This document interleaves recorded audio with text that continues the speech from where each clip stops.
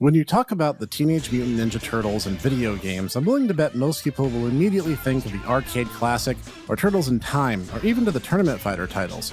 There's a lot of nostalgia involved in the franchise, particularly when you consider their 1983 debut in the Mirage comics. But I feel that's kind of important to recall. Nostalgia as a force can cause us to remember things incorrectly. I find it commonplace that people associate the time of their life and circumstances surrounding it having more impact on their view of media from their childhood than the actual quality of the media in question. Like, for example, yes, Final Fantasy X does still suck, and it marked a meteoric decline in the franchise quality for years to come and arguably has yet to recover from.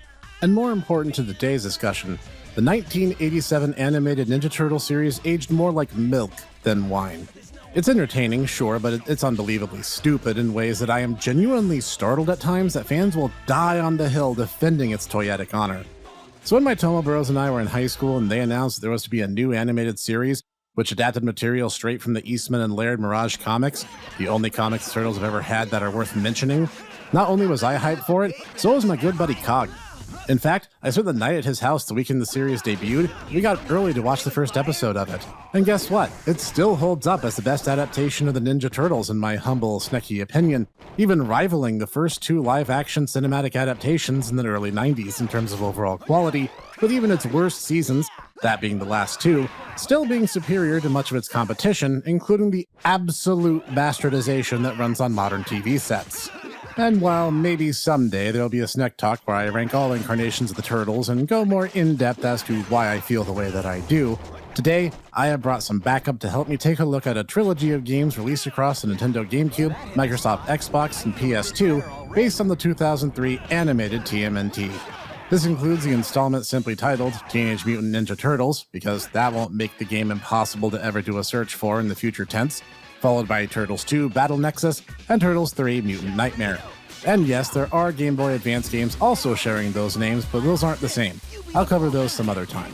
Anyway, enough exposition. Join us for a closer look, so let's get into it.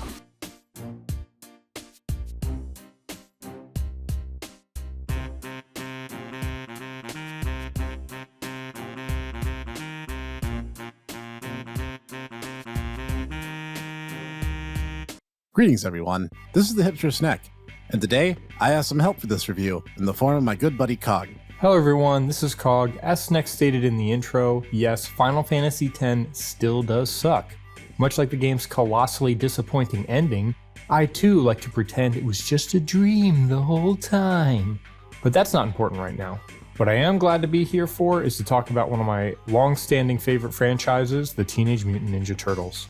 Also, as Sneck stated in the intro, the Ninja Turtles is a franchise that is near and dear to both our hearts despite the many terrible adaptations that exist. And, as promised, we're taking a closer look at the 2003 TMNT video games.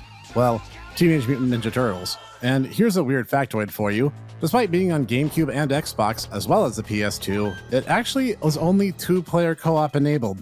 I mean, strictly speaking, the PS2 had a multi-tap, even if you had to buy it like you did for the Super Nintendo. In fact, I don't remember ever seeing one before. What do they even look like?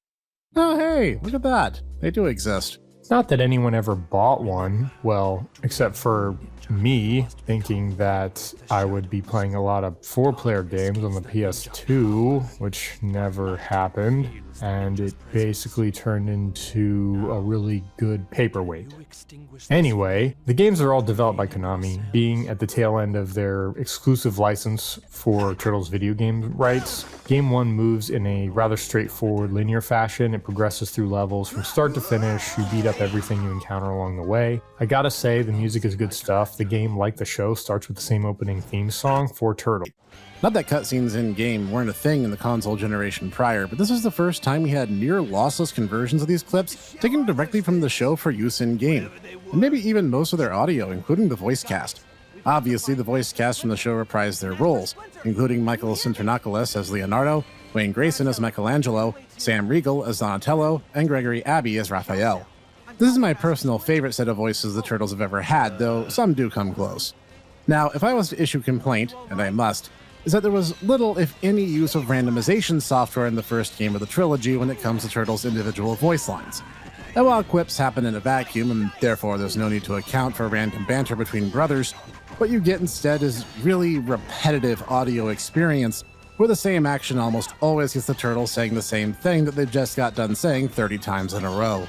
This is particularly terrible in poor Michelangelo's case, where using his jump attack, where he spins his nunchucks above his head like helicopters in order to gradually descend from a jump and kicks on his way down, they simply have his voice clip on a super rapid loop of "eat feet" the entire time during the attack's animation.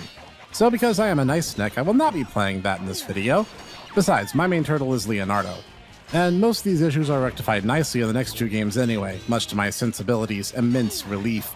Speaking of, the graphics are really good, using a sort of cel-shaded look to try to match up the visual to the source material. Everything is on model and it looks good. Yeah, that's the graphics paragraph. What else is there to say? It's a beat-em-up game, but you may have already guessed that given it's a Ninja Turtles game. The different face buttons correspond to a quick attack, which combos with the heavy attack for bulky or guarded enemies, and a button for small sub-weapons like throwing stars, which have limited ammunition and they're found throughout different levels. Along the way, additional items can be used to restore health, like sodas for a small boost, sushi for a more substantial boost, and of course pizzas for a full health restore. This also introduces a really interesting mechanic in the second game, because all active turtles in the game share a unified health bar, making each member as dependent on each other as possible. They also added the addition of other unlockable characters, each color-coded to a team with unique skills, divided into red, blue, orange, and purple characters, and they share some unique map abilities between them. If there was fewer than 4 players, the remainder could swap between teams, so no puzzle or challenge could become impossible to complete. The third game simply doesn't care how many players you have, and you'll always have a full squad of 4, and non-players are filled in with, well, less than amazing AI companions. But seeing as they basically just follow your lead regardless, it feels a bit crowded at times, depending by the level. Between each game, there are ways to power up, though some are more obvious than others. While the first game largely forgoes such things, the second and third games have ways to passively power up your turtles with shells, a currency found throughout minigames, bonus levels, and game pounding bad guys into the dust.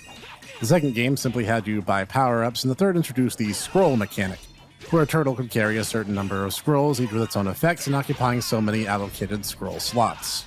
This culminates in ultimate scrolls for each turtle, granting them a modified, glowy form based on the Ninja Tribunal arc, but with original weapon redesigns and the highest possible stat boosts in the game, essentially trivializing any revisits to prior combat levels.